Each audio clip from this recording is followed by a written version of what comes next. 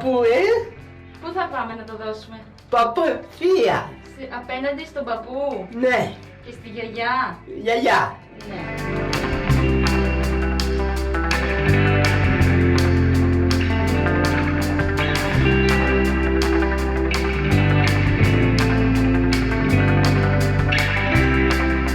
Γεια. Θεία. Θεία. Θεία. Αρέτσα.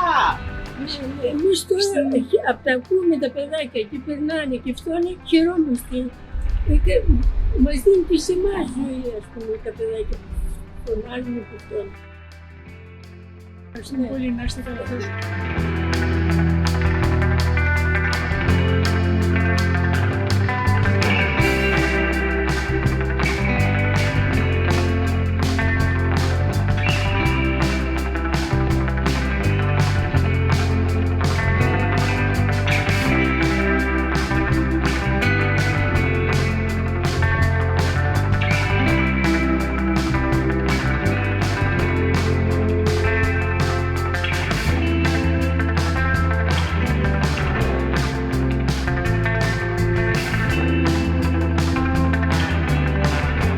Ωραία, τέλεια.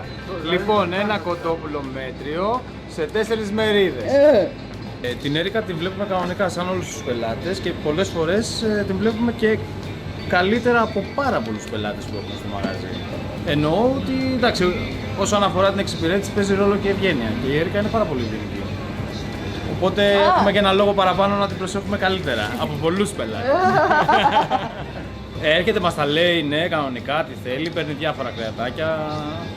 Έρχεται και με παρέα και με τη Μαρία και ο Θανάσης μαζί με τον κύριο Βασίλη. Τους βλέπουμε τακτικά, σχεδόν καθημερινά.